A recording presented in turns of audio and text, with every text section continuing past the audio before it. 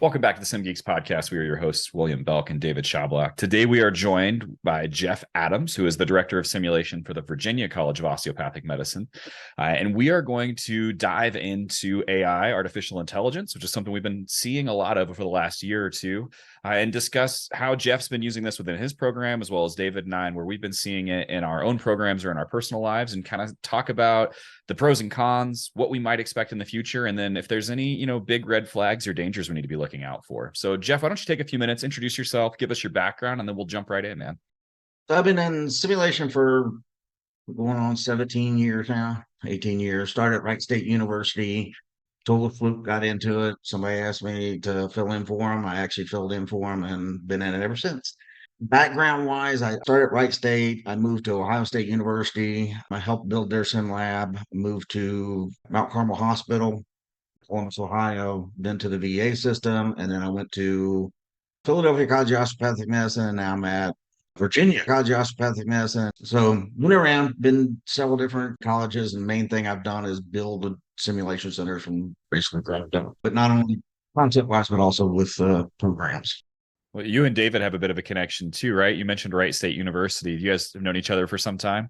Well, we've got two connections. Yeah. The short connection is when I hired in, it was to replace Jeff when he went to Columbus. But then tell the short story of how we also have a weird connection. Dave came in to fill in for me. He took my spot at Wright State, and we've known each other ever since. But we also found out that actually my background, I had worked in automotive industry for years for General Motors and a couple other different parts plants. And Dave's dad was actually my boss at two of the different locations. So both at two products and then again at General Motors. So we ended up having a connection that way too. So he knew my dad before he knew me, which is just hilarious. His dad's actually the one that got me into management. And I always tell the story because he I applied for a job in quality under him. He said he actually turned me down for the job. And he called me in his office and he was like, he said, you had the best interview. He said, you got the best resume. He said, but we didn't hire you. And I said, gee, thanks. And he's like, well, I didn't hire you because you'd have been bored in that job. It was a paper shuffling job and you'd be absolutely bored for it with it. I was like, well, yeah, but it got me off the assembly line. He was like, yeah. He's like, well, if we got anything else, you apply for it. So they had a quality manager's job pop open. And I'd been at this company maybe 3 or 4 months max. And I was like, yeah, they're not going to put me in management. There's other people more qualified. So I didn't even put in for it. He literally came down to the line and made me fill out the application on the line and fill in for it. All 4'10" of him came up and walked up and got in his face. Yes. And he was like, you need to put in for it. So then he hires, and then he gives me the job. He calls me in his office and he's like, wanted to just let you know I got the job. I said, why? And he was like, what? I was like, why? He said, because I can teach you quality. I can teach you what's right and wrong. I can teach you how to gauge stuff and all that stuff. He said, but I can't teach you how to deal with people, and you know how to deal with people. He said, that's why we hired you. So that's what got me into management. So his dad's the one that got me in management. And now you deal with plastic people. So it all came full circle. And now I got plastic people. Yeah. Well, Jeff, I'm sure my opinions will come out on the subject as we go through this conversation, but why don't you give us a quick rundown of kind of how you feel about AI, what it is you guys are using it for, kind of just give us the introduction of how you got involved with it, what your general 1,000-foot view is, and then we'll dig in a little deeper into each of those individual questions as we go on. I think my first experience really was here in Virginia at the VCOM here in Auburn. My boss is big into it. He's a trauma surgeon, loves it. He's big into it. He's the one that really got me into it. My first thought, I wasn't for sure how to use it, what it was used for. The first program I dealt with was actually I can't pronounce it.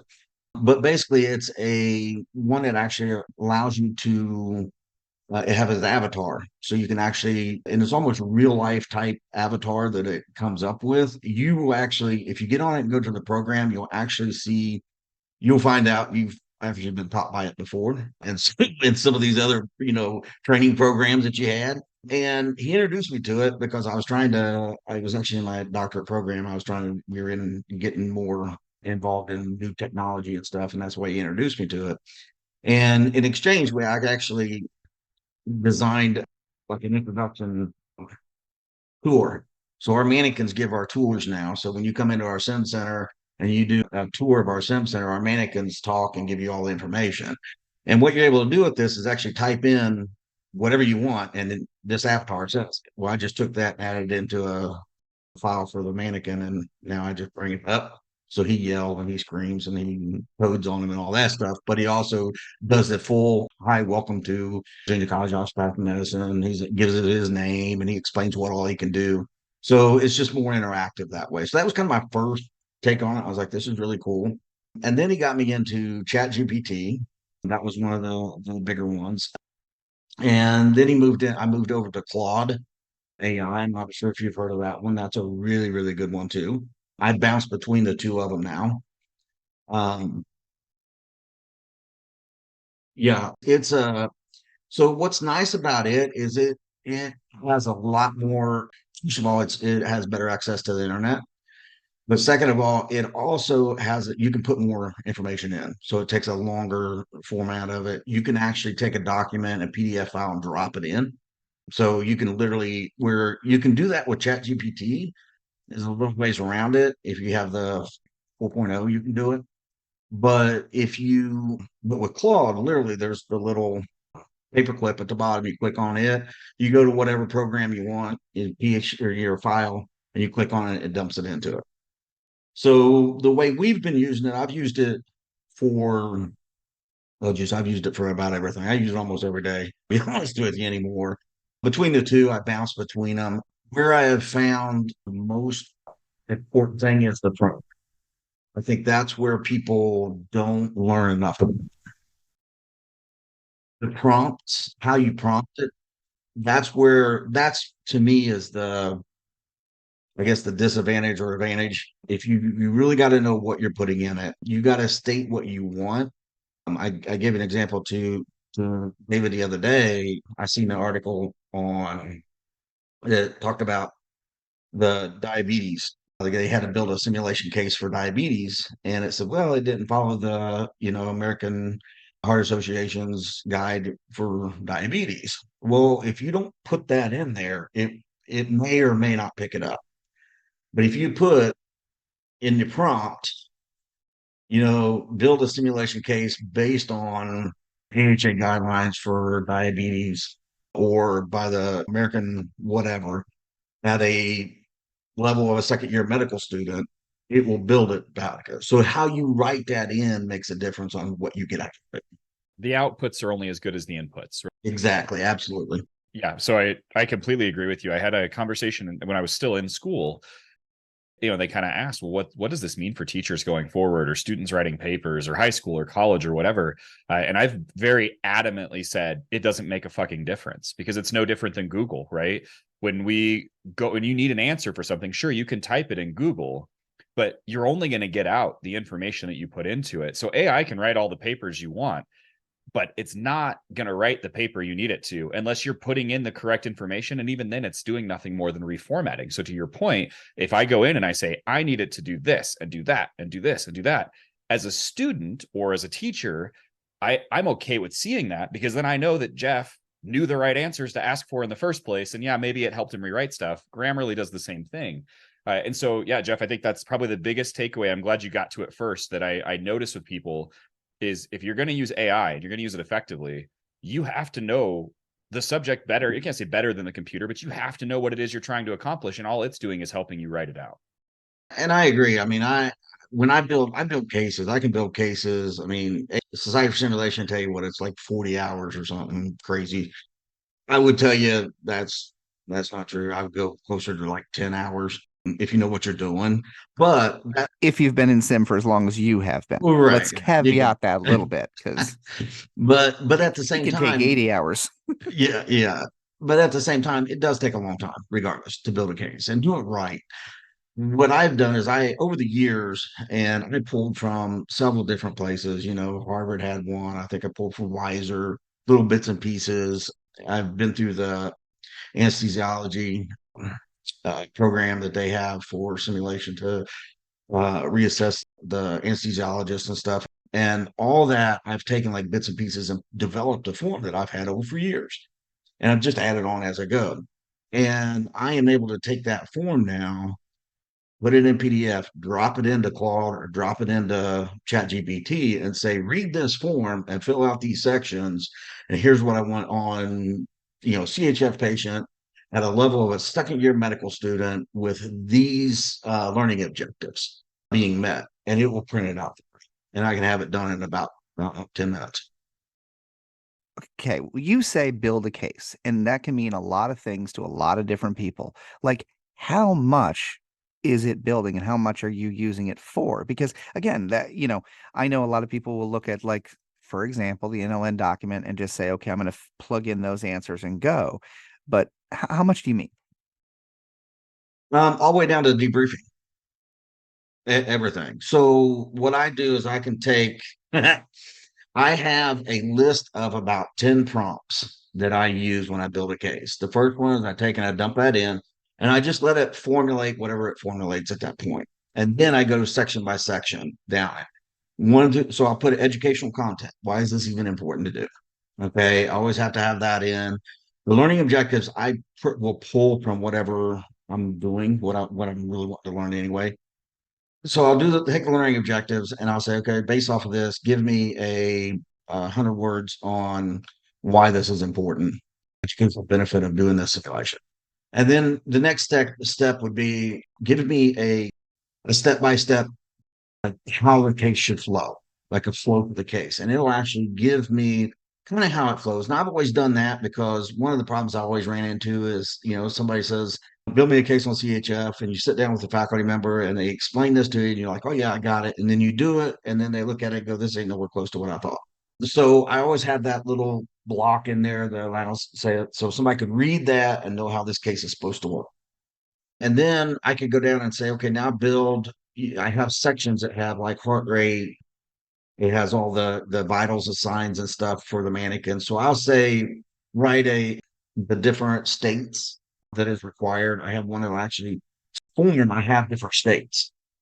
So when I do that, I have a prompt that prompts it to go, okay, fill out state section 5 and complete all the states, the positive and the negatives to what's going on. Like if somebody makes a mistake or it doesn't. And I said, add heart rate and fill out all the sections of this section. So it's filling the vitals? Yes, it'll give me vital signs. What? It'll give me heart rate, blood pressure, pulse ox, all that stuff because it's in my form. Now, normally you would have to state all that, but instead it will go. Now, again, you'll have to you got to double check them. You know what I mean? You always want to do that. Don't get me wrong.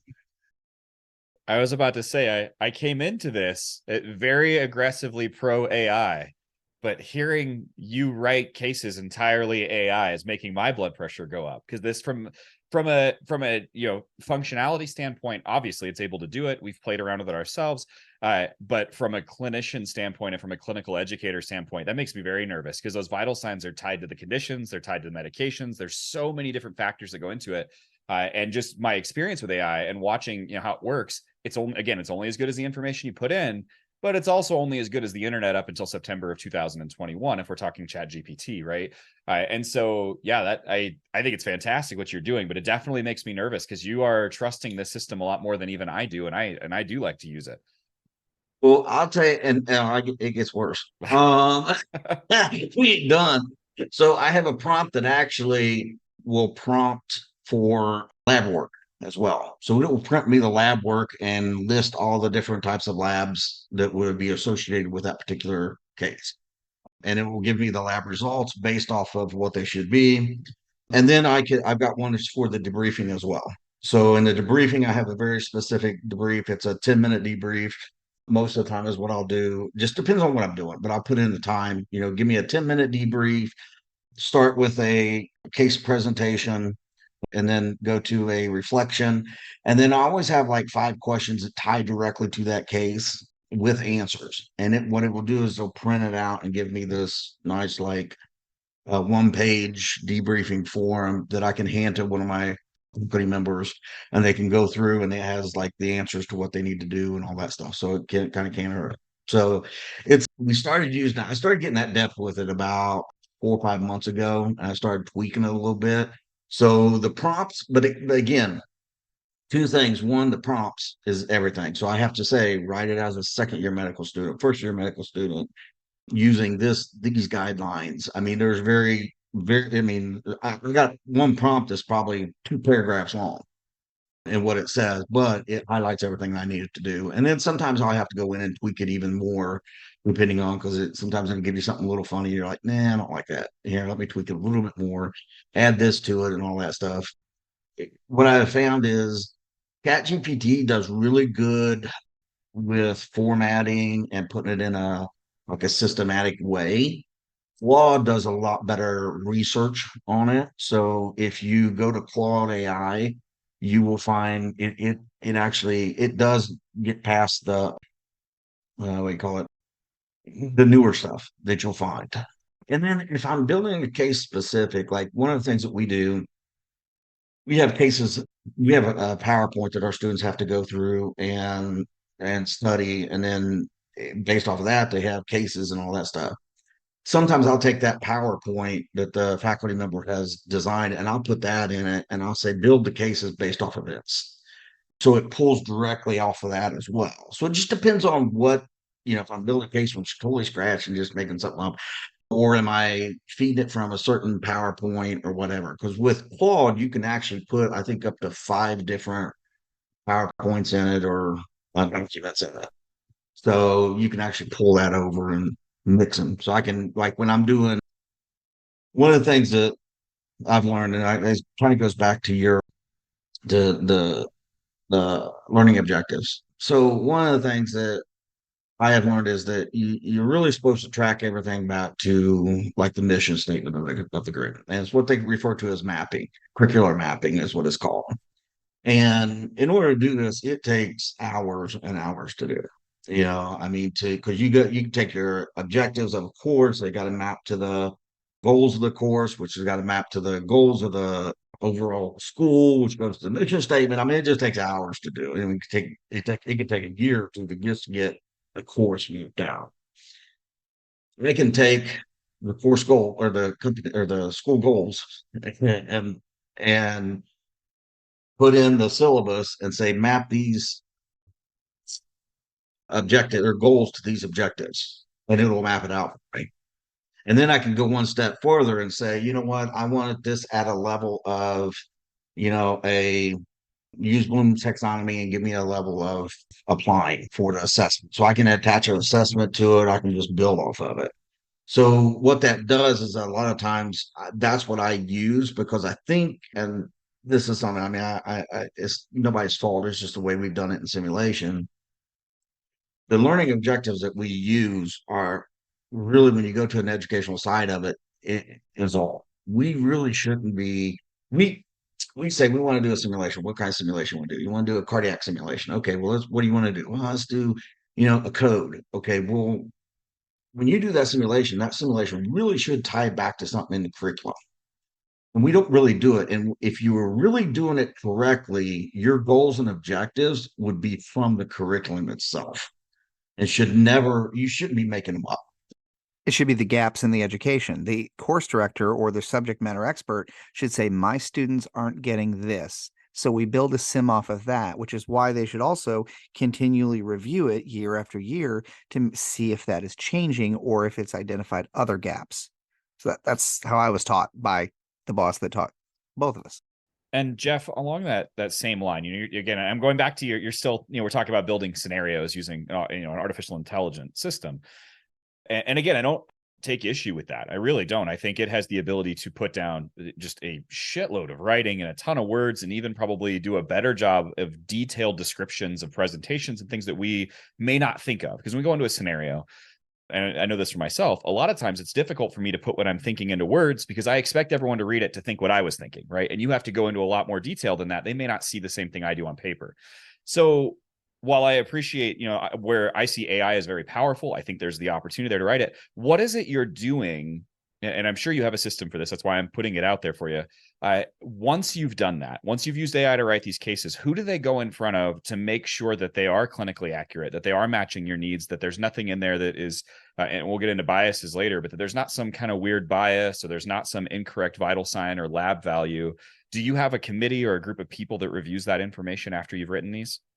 Absolutely. Everything goes through our faculty. Our faculty is going to verify it before it ever goes to before we ever start building it.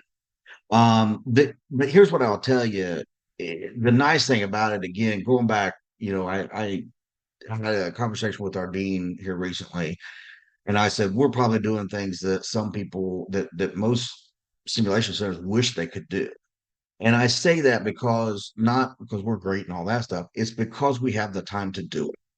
So I can take this, I can build a case in 20, 30 minutes, have a case completely built, have it tied to the curriculum, and I could take that and give it to my faculty, and he has, now 2 weeks, 3 weeks, 4 weeks to look at it, versus me taking, 40 hours to build this thing and then getting it to in his hands, and now he has to go back and really vet it. Most of the time, what we have found, the changes that are made are very minimal. Now, I will tell you this: I'm also using ChatGPT 4 too, versus the 3.5. which makes a difference too, because it's updates a little bit more, but it also allows you to do a little bit more too. So I don't have you dealt with ChatGPT 4? Have you bought the program and actually dealt with it? I trialed it when it first got announced because, ChatGPT came out, it was a free product. And then it, just like anything else that gets popular when it's free, it automatically goes paid. And so when they did that, I did the initial trial, but that's been several months ago, if not close to a year. I don't remember when that was. Yeah, so ChatGPT 4, you have the ability to add like different, like there's a PDF file reader, there's a plugins, that's what the word called. You can add plugins to it. And so if you go in, you can add plugins. So I can make it build a chart, I can make it build a diagram, you just have to go in there. There's a Scholar AI that's attached to it, so it actually linked to the Scholar AI. So that's another thing that I use quite a bit, because I can actually have it go research scholarly articles. In my doctorate program, that is one thing that I do a lot. Again, it saves a whole lot of time. One of the things I did, one of the first uses I did with ChatGPT is we were trying to do an introduction to the mannequins for our students, because the students, when I got there, the students hadn't done hardly any simulation. So what I did to make it just entertaining with them is I had it make riddles for all the different symptoms, all the different things like pulses and heart rate and all that stuff. And I gave that out to the students, and I said, then they had to come in and answer the little riddle. Based off of that, they would feel the pulse, and then we go to the next step. But something like that, to be able to make fun and exciting and just those, put something together. I mean, that literally took me, I don't know, 20 minutes maybe to make. And David can tell you, I that's not me. We're not going to make riddles up. I just don't do it. Much less That's what that I'm fast. thinking. I'm like, no, that's not either one of us. Yeah, no, but it does. Those little things like that is where we've seen the best use of it. But again, it's all about what you put in it more than anything else. What you put in, is what you're going to get out of it. So somebody that wants to start to get to what you're doing, again, maybe even somebody with the free version that wants to start, what would you say it's good for? And what would you say, be careful, stay away?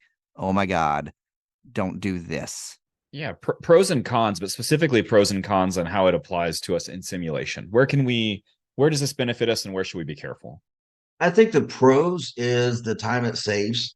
When we all want to do like assessments, stuff like that, where maybe you want to do an assessment for one of your simulations or something, debriefing formats, stuff like that. I think it's good to build content as long as you have the proper prompts.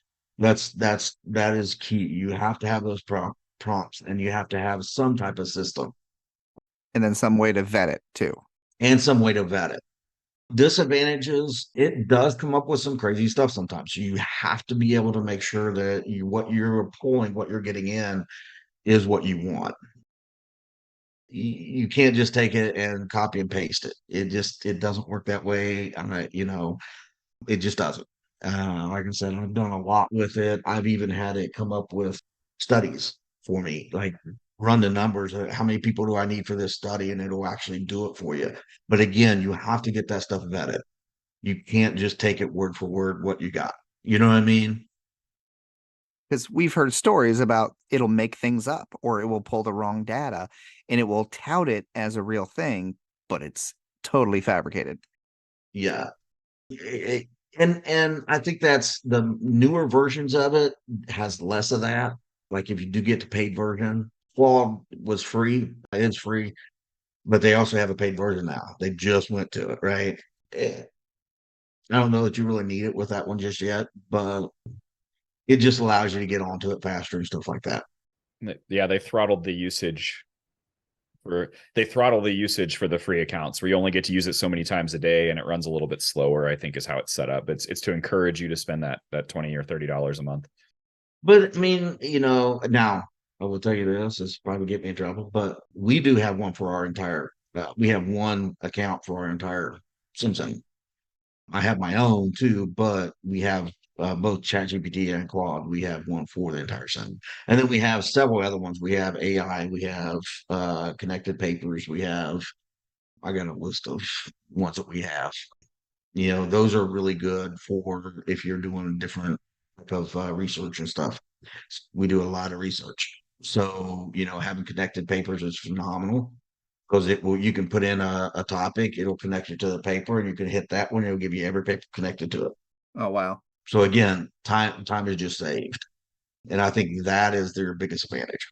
Disadvantage, like I said, you got to make sure what you're getting is correct. So what are the dangers here? I mean, we're talking, we talked a little bit about academia and it being abused. Again, I don't buy that argument because I mean, kids can copy shit right off of Wikipedia too, right? So I don't stress so much over people using it to cheat on homework assignments. And I've read enough AI generated content that it's very obvious to read when it comes out. You can immediately identify that this was not written by a human being, right? And so I think that still requires some heavy rewriting. It still requires a lot of research. So that doesn't stress me so much. What other concerns should we have? What are the real dangers? What is it that this can do that might cause us problems going forward? I think from an academic world, the biggest, I mean, I don't know that I don't know if there's a major disadvantage. I think that because of what you have to put in is required. I agree with you with what you were saying before. I have to know what I'm putting in. I have to know what I'm asking. It, I have a little different theory on education on some things, and the aspect that you know, like if I'm doing a competency test for a skill, okay, and they say, well, you got to do a written test. My written test is going to be on the indications, contraindications, that type of stuff, because those are things that yes, you need to know, but those are also things that could be done in a written format. At the same time, when I give that test, I'll give them, 3 chances, 4 chances. I don't care. Why? Because I'm not concerned about them like fully, you're getting them to the level of understanding. Okay. That's where you want to get. You want to give them the knowledge. So if it means that they have to go in and search for it and find it and answer it, then they just learn from it. That's my theory. If you want to get the memorization and all that stuff, you start going up levels, then yeah, you have to get in a little bit more stuff. But at that time, I'm also giving them, simulations and stuff that they're not going to use with AI. So I think it's a learning tool. One of the problems I've seen just in general in education of what we see is the fact that these students don't learn, students nowadays do not learn, they're at a point where if you asked them, what's the phrase? Help me out, David. What's the phrase? They don't know what they don't know. Oh, yeah. You know what I mean? Yeah. Their But I perspective don't is think people, different. And so they right. don't, yeah, it's a perspective thing. But I don't think people understand that concept when they say that because what you're basically saying is they don't know because everything's at the palm of their hand. If I say, "Do you know how to do brain surgery?" You're like, "Well, I don't know. Here, get my phone out. I can find out." Right? 20 years ago, 30 years ago, it was no, I can't. No, I can't. Right? I didn't have to guess it. But with everything being at the palm of the hand and being able to see things and be able to get things at such a rapid pace, that is already an issue. So when you look at the AI and you say, is this going to cause more issues? No. I see it no different than Google, than any of the other formats out there that you're getting information from already. And I agree with that. We have this new generation coming up that are going to have this from the day they start school all the way through. My kids are going to have this. I don't think it's something that we need to avoid or try to get away from because people are going to use it no matter what. I think it's on us to teach them how to use it responsibly, just like we had to do with the internet, just like we have to do with search engines. I remember when I was in high school, it wasn't a big deal to cite Wikipedia, but very quickly in college, they remind you like that's not actual, that anybody can change that. I think that's on us. We have to guide these people on safe use or responsible use of this technology. I'm kind of looping back to, I know you're using this for scenario creation. You're using this for doing the tours in your facilities. You're using it. And I think we're going to talk a little on how I've been using it too, but I think you guys have been using it the same way for policy creation and writing out documents. But in your experience, one of the biggest fears with AI, and it's not a fear, I think it's a legit concern, is we've seen a lot of racial and gender bias that has come out of AI generated content. And the reason for that is AI is pulling 100% from the internet. And let's be real, a lot of the shit on the internet is not exactly appropriate, let alone accurate. Have you run into anything like that as you've been using it in your facility? And if you have, how are you guys mitigating that? What have you had to do to get around that? We haven't seen it, but I think one of the things you got to be careful of with the AI, you got to understand that if you specifically put something in there, you're going to get that returned back. It's going to agree with whatever you say. It's going to find an argument with anything that you find. So if I say, you know what, I don't believe that, the grass is green, it's probably going to find you 10 other examples of why that is true. However, if I say, what is the normal color of green based off of whatever, it may give me a more exact, it's going to be green. You know what I mean? What is the color of grass? It's going to be green. Um, it pulls from a lot of different things. So if you asked it specifically something gender related, or it's going to give you that answer. It's going to say, oh yeah. Like I said with the diabetes, if you don't specifically ask it to, that prompt is just, tell me about diabetes. It's going to tell you it may pull from some third world country, some basic concept that somebody came up with and just made up. That leeches are great to treat diabetes. Right. But if you specifically say, go by the United States diabetes protocol for whatever, or you put in, general surgeons concepts, then you start narrowing it down to what it's grabbing. And I think that's where you start seeing that. So it's like anything else. We can guide it, right? We can make sure that we're avoiding, and I think that is the answer to my question. I just hadn't thought about it until you said it, is making sure that we are specifically telling it, no, you will do this so that it's gender neutral, that it's racial neutral. Like we're going to avoid these other concerns by going into it, with the few exceptions of we do have certain health conditions that do, in fact, one gender or one race or something along those lines, and we can work on that. I think that's all good. And, you brought up a good point that I hadn't thought of, and it reminded me of something. And I'll be name neutral in this, but a while back decided it would be a good idea to use ChatGPT to create a Dungeons and Dragons campaign that was specifically making fun of somebody in the larger friend group. And you're not kidding. The response that I got back initially was like, yeah, it'd be a great idea to make fun of David in this D&D campaign. Like it immediately agrees with anything that you prompt it to do. And so you're absolutely right. It is going to feed off of the information that we're providing it, whether that is positive or negative information. Now, ChatGPT, as well as most of these other AI models, they do have security features. If you ask it for something illegal, if you ask it for something immoral, or if you tell it to do something inappropriate, racist, sexist, etc., it is going to stop you and say, no, I cannot create adult content. No, I will not create this. However, if you spend any amount of time on the internet, it's very easy to get past that by saying, well, I'm doing this for educational purposes. And then ChatGPT goes, that's a great idea to be racist for, educational purposes. So here's exactly what you're asking for. And so, I kind of put you on the spot there, but those are the dangers that I see with this, right? Is you can push past those things if you're not too careful. But Jeff, I think you answered my question. Is you're right. It does agree with us all the time. And so making sure that we are specific in what we want and explaining this needs to be neutral in this, or I need to make sure that you are avoiding any type of stereotype or any type of other information or input, because it pulls from the internet. And if you Google almost anything, you're going to find some extremist website that has some completely inappropriate information on it. That is the same pool of information that these AI engines are using. And so, Jeff, I know I've already mentioned that we've been doing this. There's a couple things we've been using AI for. I don't know if you guys have used it. One of the big things that we found recently is one of my managers used AI to write the code that we needed for our LMS website to function appropriately. We were running into issues. And so he actually told ChatGPT, hey, I need you to write the coding for this website, and I need it to do this, this, and this. And it worked. He actually got the code, plugged it into our LMS site, and it started doing what we needed. Have you guys done anything like that? Have you been using it for coding or programming? A little bit, in the sense of I can have it write a PowerPoint presentation. I can get it to do different stuff like that. I was gonna say, I know that a lot of people, I am a hands-on designer. I can do a little bit with Photoshop. I'm not an expert by any means, but I can do some stuff. But when it comes to coding and websites, I've always been like, that's just not me. So I've heard a lot of people using it to write Raspberry Pi and mainly Arduino code, and it's supposed to be great and work great, because I'm never going to, you've played with it more than I have, Will, but I'm never going to sit down and try to learn how to code Arduino. I'm just going to try to find a friend, or I'm never going to do it. But now that opens the door to having something like a ChatGPT do it.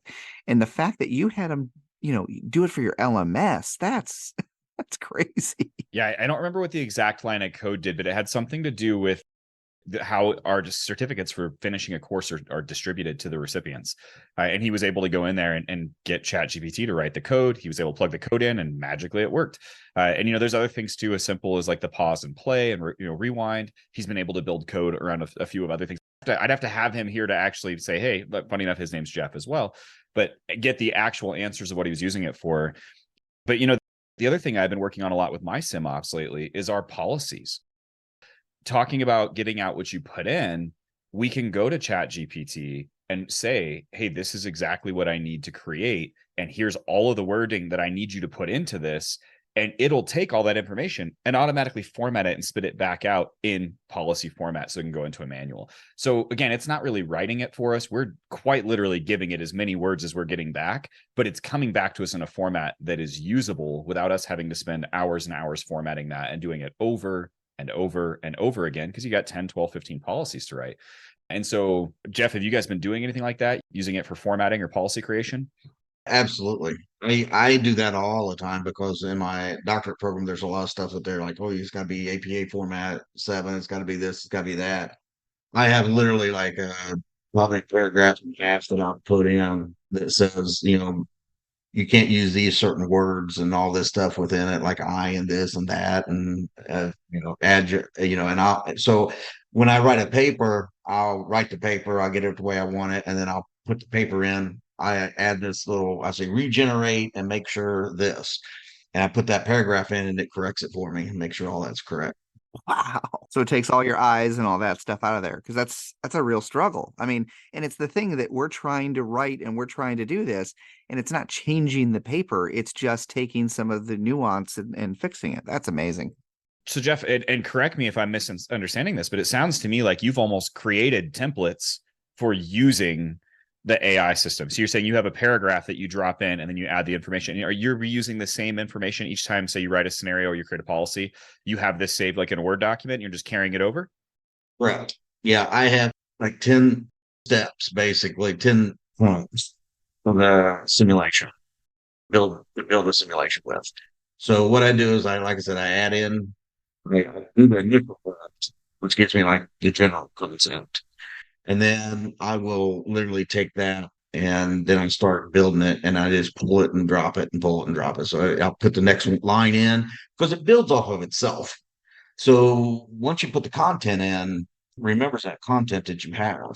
So if you put a prompt in, say, go back to the, section 5 and redo section 5, regenerate section 5 and apply all vitals, and it will generate it for you based off of what you've done. So I have like 10, I think it's 10, 9 or 10 prompts that I use to build it. And I'll be honest with you, it's a little different every time. So you got to be kind of careful. You may print out something a little different. You're like, yeah, I don't like that.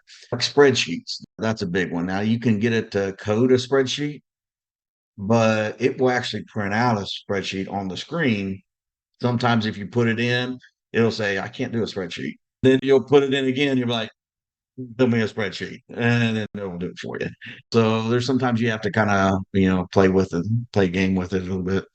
If I had a similar, I had all my information in PowerPoint slides, and I said I didn't like the format. Like, it wasn't. You talk about AI. We're heavily talking right now about Claude and ChatGPT, but AI, of course, exists within Microsoft Word too. So now you can go into PowerPoint and it'll reformat your slides to make them look pretty. And it'll say, do you like any one of these 4 designs or whatever? You click on it, it automatically moves all your images and stuff around. Well, I had that dialed in and I thought it looked great, but I didn't feel like my slides were in the right order for the content. You have a hard time sometimes like, well, I need to talk about this before I talk about that. But if I talk about it first, then you're missing this. And I took all of that content, I copied it in a Word document, threw it in ChatGPT and said, rearrange these PowerPoint slides. And it did that exact same thing to me. It said, I can't create a PowerPoint for you. And I said, I don't want you to create a PowerPoint. I just want you to rearrange this content so that it's in an order that it builds on itself and it comes out appropriately. And it did. It spit it back out. And all it did was it gave me my exact words back. I'd already put all this shit in there, but it gave it back to me in the order that said, we feel like this is the best way to present this information. And so it says title slide, and then it puts my words under it, and then learning objectives, and then my words directly under it. And it goes through slide by slide. And sure enough, it only took about 3 of my slides out of order, but it moved them somewhere else. And I have to admit, it was way better that way. Like, when I went through it a second time, I went, oh, this works. But it did. It initially said, I can't help you. I'll use it on emails every now and then. I'll type an email out and I'll take it, drop it in ChatGPT and say, clean this up for me. And it'll clean it up and give it a little bit better. And I read it, make sure this is what I want to say. And then I'll drop it in and say, Does it fix your spelling? yes, it does. Which is a big issue for me. Well, I said it because I'm not a great speller either. That's what you and I are both poor spellers. So I'm laughing with you, not at you. Yeah, I still use Grammarly for that kind of stuff because I have the Windows plugin for Grammarly, right? So it shows up. But I think, again, just one point after an X, I think we're just having too much fun at this point. We're probably a little off track, but Grammarly is an AI model. And I think that that's something that most of us are probably comfortable using. We've been using it for some time now. In all reality, spell check and fucking Word is an AI model. And so that might be what a lot of people are missing out on, is simple stuff. Like, we talk about Google a lot when we talk about ChatGPT, but things as simple as that little clippy guy that used to be on the bottom left-hand side of a Word document, or a PowerPoint now rearranging our images, or Grammarly being able to help us go through and rewrite something so it sounds more formal or less formal, or more academic. Those are all AI models. These are things we use all the time without thinking about it. The only difference between using those AI models and using Claude, ChatGPT, Beautiful.ai, if you guys haven't seen that one yet, is fantastic as well. It creates PowerPoint presentations out of your information. You spit the information in there, it actually makes your slides for you. These are all AI models that the only difference between what we've been doing and what we're doing now is you have to go to a specific website to use this. Before, we don't think anything of a spell check or a grammar check because it's just built into our computer. And so I think we're going to get to that point as well. And eventually we will see that shift where we're a little bit more comfortable with AI. But like anything else, it's scary. And everybody's seen a robot movie or an alien movie where AI takes over the planet. That's the first thing that always comes up. And so I think that once we kind of settle in and realize that we're already doing this all the time, we're already doing it, we're already using this technology, we're just having to use somebody else's version of it. I think that's going to go a long way for getting people more comfortable. So you're saying that since we already submit to our evil overlords, we need to just get it with it. Oh, yeah. The technology that's needed to kill all of us is already out there. So we just need to sit back and enjoy and let it go. And I am obviously joking. It's been probably what got me through this doctorate program, because some of this stuff is it's very detailed, but being able to go out and use this example all the time. Before I started using it, because I was halfway through my doctorate program before I really started using it, the time it would take you to find articles, read them, and then you're like, that's not what I want.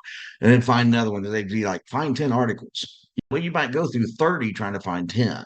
Right. And that was one of the things. I could type it in and go, find me 10 articles on X, Y, and Z. and it would print 10 out, and then I could look at them and go, okay, give me a synopsis of each one. It would give me a synopsis of each one, and then I could read it and go, yeah, I want to do this, or no, this ain't what it is. I go to the next one. Yeah, the time it saved, it took me I was working probably 20 hours, 30 hours a week on homework assignments trying to get stuff done. And now I'm down to, I can do it in 4 hours. I could never get there. The paranoia was too good for me, like too great for me when I went through it. Just so my research partner and I, to your point, we spent 6 months combing 1,500 articles and we settled on 16. So 1% of the articles that we started with actually made it into our final research paper. Granted, I didn't really think about using AI for that purpose, but when it came to the rest of the research and the work that we were doing, the risk for me was too high. The risk of like, well, if this comes out, people may not understand it. Plus, it was still relatively new. I finished my program earlier this year. And so it wasn't really a thing. It really blew up a little bit later on. My paranoia would not let me do it, man. I was so worried about Here's an interesting fact. So, as I talked to my boss, and we can get him on here sometime. He'd be more than welcome to join. He's big into the AI and stuff. Trauma surgeon, double boarded in internal medicine. Very smart guy, very great. He had to retake his boards for the trauma surgery for his trauma boards, which is probably one of the most difficult tests you can take of all of them. Any medical side, it's probably one of the worst ones you could take. It's very grueling. In it actually, they have a clause in there right now that says you can actually use AI to answer some of the questions. They actually have a clause in there now that allows you to do it. So I thought that was very interesting. the time will come. Like I said, we will catch up and be a little bit more comfortable with technology. I think for me, the risk of the accusation was too much, right? Like, hey, you didn't really know this, and something else helped you do it. And so my partner and I we didn't really mess with it at all, actually, because we had a really good advisor that was with us the whole time. But yeah, I think that you're right. I think in a year or two, maybe 5 years down the road, it's going to be just like Google. Everyone's going to do it. We're going to be using it the same thing we use PubMed, where we go in and find it. But the time hasn't completely caught up yet. We're not there yet. And you still have a lot of people that are scared of it and that think it's a cheat, think it's it's can't be trusted, coworker that's the same way. And that was very critical of it instead of, okay, well, it's like a tool. If I use it correctly, it's a good tool. If not, and that's why I always say, well, all I do is I do it to start me, get my ideas, I break it completely down, and then I rebuild it. And I think you're dead on. I'll type in my whole idea. Here's what I want to do. I want to, my research project I'm doing for my DRP. That's what I did. I typed in, I had probably 4 or 5. It took me probably 6, 7 hours to type in what I want to do, how I want to do it, the ideas I want to do, all that stuff, and just kept building, building, and building. And then all of a sudden I said, okay, here's what I've got. But like I'm actually looking at the effects of reality and how much reality needs to be in simulation. That's what I'm actually doing my study on, and it's using stress levels through heart rate variability and all this stuff. So I'm able to actually go in and say, okay, find me articles on heart rate variability, and it will pop up 10. Then I'll take that, dump it into Connect Papers, and I can go, okay, find me everything you need to know about this, and it'll pop them up there. So again, those things are time saving. Is just crazy what amount of time it saves you. I mean, I can't stress that enough. I think that's probably the big thing. So Jeff, you've made it very clear. You guys went all in on this. So your whole facility is using it. You guys are using it for a lot of things within your program. One of the things we're always looking to do is how do we help people get started in something? What's the starting point? What is the jumping off point? Or, hey, you really want to try AI within your simulation center? Here is the first project I would recommend you to use it. And here's the software platform, whether it's ChatGPT, Claude, Beautiful, whatever. This is what you should use to just see if this is going to work for you guys. Where do you want people to start?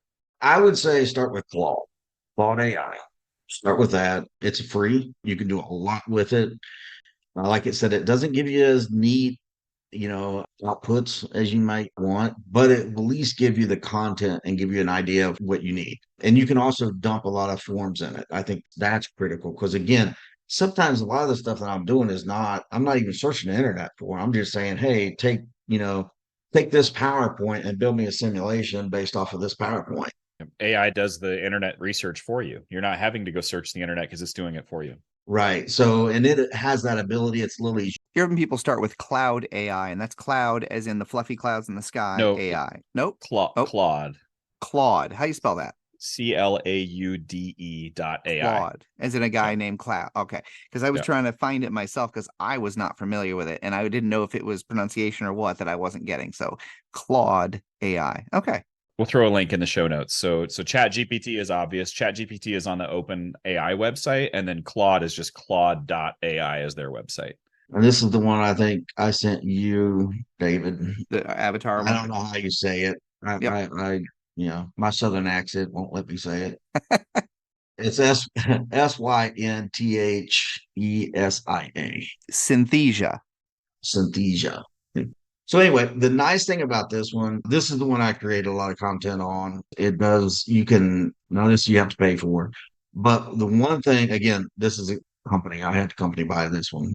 What's nice about this is you can pull up, you can make a complete power, you can take your PowerPoint, dump it into this, type in what you want to say, and it'll say it for you. And where it really comes in handy is you get rid of the uhs and the I's and the ums and all those little things that you struggle with trying to say when you're on a stuff like this. You're saying the reason why it takes so long to edit some of these? Yeah, yes. I usually cut them all out. Yeah, it takes rid of all that. I mean, you can type in exactly what you want. Sometimes I'll use ChatGPT or one of them and I'll say, hey, write me a script for X, Y, and Z. Like when I did the riddles, that's what I did with it. Just said, type me a riddle based on heart rate. And they gave me a riddle. I took that riddle, dumped it into this. It gave me the riddle, and then I just took it from this and put it on a mannequin. Where nobody should be shocked by this. I mean, we're seeing AI even being used within the industry. You know, we've got models that are using AI as far as the ability to get histories from them and talk to them. Gamard's been using AI in their pediatric and their adult house, so it can actually communicate and talk back to you.